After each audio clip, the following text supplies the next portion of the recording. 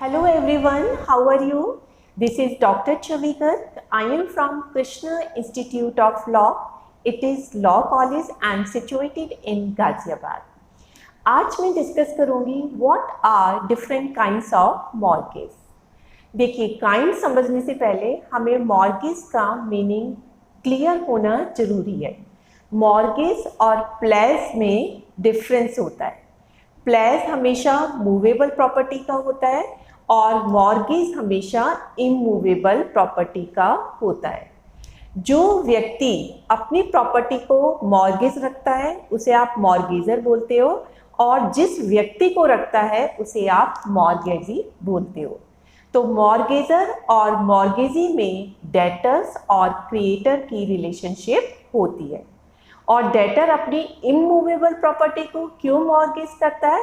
क्योंकि उसने क्रेडिटर से कुछ लोन लिया है, तो उसकी सिक्योरिटी के लिए वो अपनी इमूवेबल प्रॉपर्टी को मॉर्गेज करता है।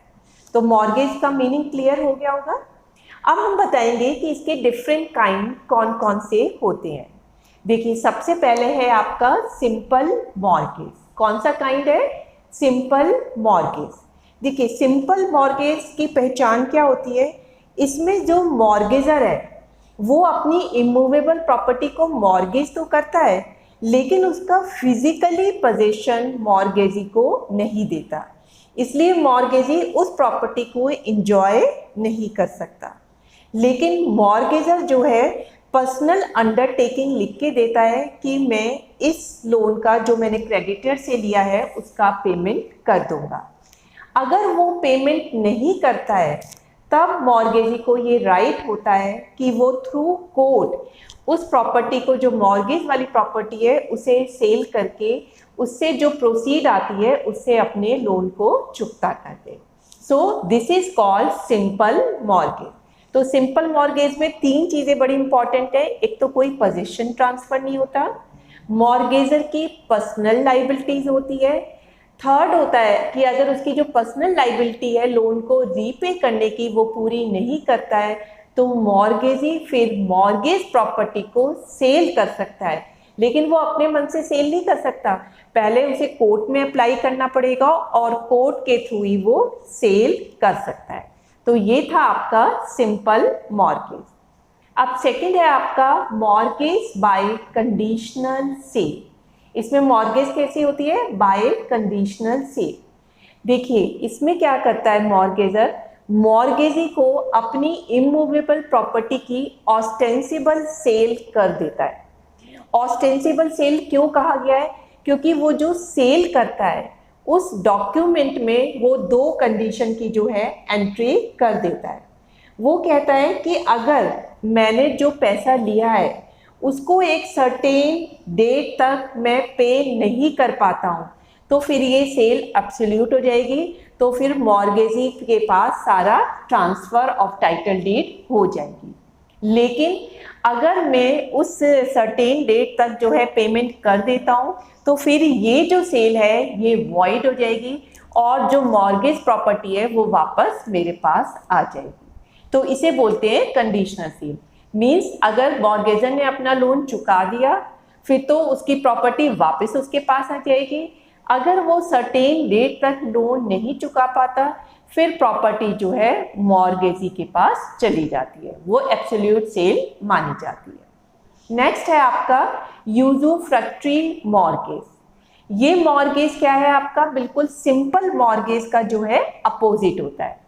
तो इसमें क्या होता है कि जो मॉर्गेजर है वो पोजीशन का ट्रांसफर भी मॉर्गेजी को कर देता है और मॉर्गेजी उसको जब फिजिकल पोजीशन का ट्रांसफर हो गया तो वो उसको एंजॉय भी कर सकता है। लेकिन इसमें जो मॉर्गेजर है वो कोई पर्सनल लाइबिलिटी या पर्सनल अंडरटेकिंग नहीं देता है पेमेंट करने के लिए। तो इसीलिए जब वो पर्सनली लाइबल नहीं होता तो अगर वो अपने लोन को चुकता नहीं कर पाता तो मॉर्गेजी फिर उसको सेल नहीं कर सकता। वो फिर क्या कर सकता है? जो फिजिकली पोजीशन मिला है बस उसको एंजॉय कर सकता है। नेक्स्ट है आपका इंग्लिश मॉर्गेज। देखिए, इंग्लिश मॉर्गेज में क्या होता है? ये जो इंग्लिश मॉर्गेज होती है इसमें जो मॉर्गेजर है इसमें वो अपनी पर्सनल अंडरटेकिंग देता है कि मैं एक सर्टेन डेट तक, याद रखिए कि इसमें वो मेंशन करता है कि एक सर्टेन डेट तक मैं अमाउंट को पे कर दूंगा। अगर वो डेट मेंशन नहीं करता है तो फिर वो इंग्लिश मॉर्गेज में नहीं आता। तो इंग्लिश मॉर्गेज में मॉर्गेजर एक डेट डिसाइड कर लेता है कि इस डेट को मैं आपसे जो लोन लिया है उसको पे कर दूंगा। और ये जो प्रॉपर्टी वो मॉर्गेज करता है ये पूरी तरीके से जो है मॉर्गेजी के पास जो है ट्रांसफ़र हो जाती है। और जब ये उसके पास ट्रांसफ़र हो जाती है, लेकिन अगर वो सर्टेन डेट तक उस अमाउंट को जो उसने लोन लिया है उसको रीपे कर देता है, तो फिर वो मॉर्गेजी से प्रॉपर्टी वापस मॉर्गेजर पर पहुंच जाती है। तो इंग्लिश मॉर्गेज क्लियर हो गया। इसमें वो एक डेट बताता है कि इस डेट तक वो लोन का पेमेंट कर देगा और वो प्रॉपर्टी को ट्रांसफ़र कर देता है। लेकिन अगर मॉर्गेजर लोन को चुका देता है तो मॉर्गेजी फिर दोबारा से रीकन्वे कर देता है प्रॉपर्टी मॉर्गेजर को। अब नेक्स्ट आता है आपका mortgage by deposit of title deed. देखिए जैसे कि इसका नाम से लग रहा है कि मॉर्गेजर जब लोन लेता है तो वो अपनी प्रॉपर्टी के टाइटल डीड भी जो है मॉर्गेजी के पास डिपॉजिट कर देता है। टाइटल डीड वो होता है जिससे ये पता चलता है कि ओनरशिप जो है मॉर्गेजर के पास है। अगर किसी डॉक्यूमेंट से ये नहीं पता चलता है कि टाइटल किसके पास है, मॉर्गेजर के पास है या किसी और के पास है, तो फिर हम उसे टाइटल डीड नहीं कहते हैं। तो इसमें क्या होता है कि मॉर्गेजर जो है टाइटल डीड जो है डिपॉजिट कर देता है मॉर्गेजर के पास। अब लास्ट क्या होता है आपका एनोमॉलस मॉर्गेज। ये मॉर्गेज अपने आप में कोई एक स्पेसिफिक मॉर्गेज नहीं है, ये ऊपर की 1 to 5 जो प्राइमरी मॉर्गेज है उनमें से ही 2 या 2 से ज़्यादा मॉर्गेज का कॉम्बिनेशन होता है। अगर हमने कुछ टर्म तो सिंपल मॉर्गेज की डाल दी, कुछ इंग्लिश मॉर्गेज की डाल दी, तो ये कहलाएगा एनोमॉलस मॉर्गेज।